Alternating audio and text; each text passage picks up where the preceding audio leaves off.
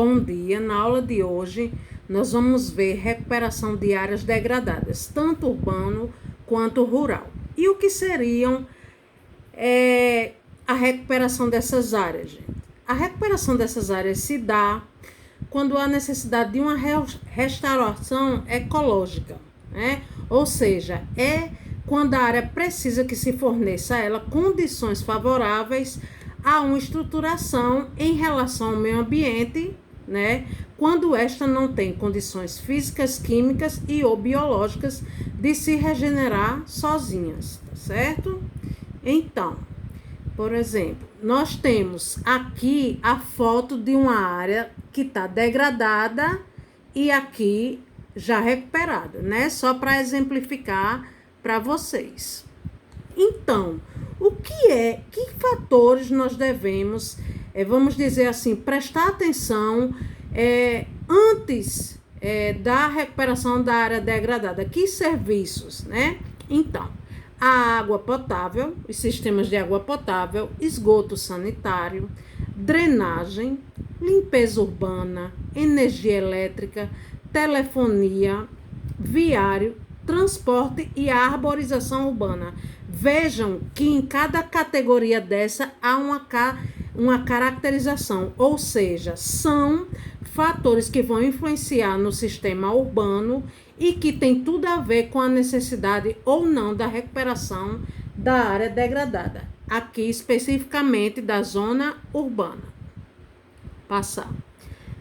Vejam, aqui nós temos uma figura que representa o quê? Uma praça, né? Então, as áreas geralmente recuperadas da zona urbana são parques, são praças, são locais abertos onde essas áreas verdes mitigam os efeitos nocivos da poluição, dão uma melhor qualidade de vida para um coletivo, cuida da mente, tanto quanto a parte física, já que muita gente hoje faz exercício físico nessas praças e também realizam caminhadas, né? Pessoas da melhor idade.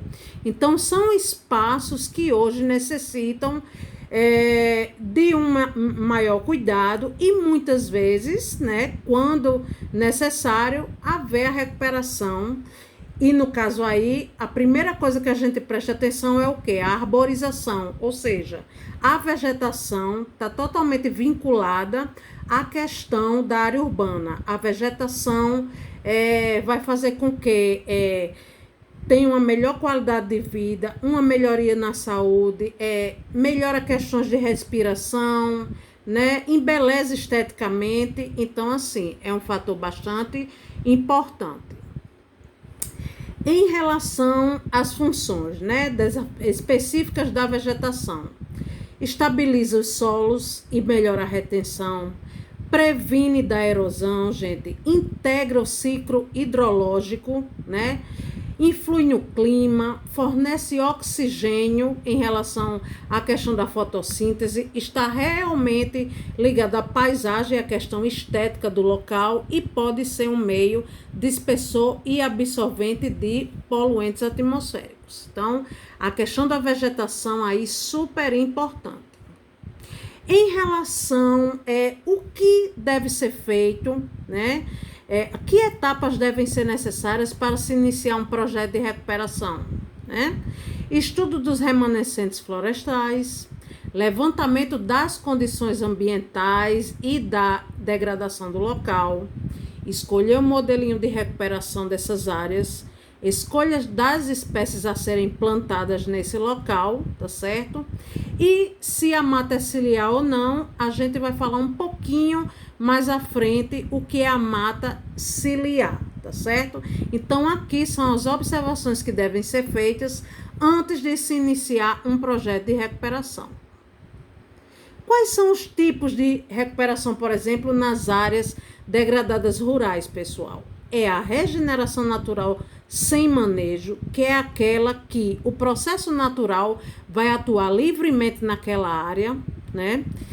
A regeneração natural com manejo, onde haverá a influência química ou mecânica de fatores externos, controles de formigas, adubação, uso de alguma, vamos dizer assim, alguma tecnologia, né?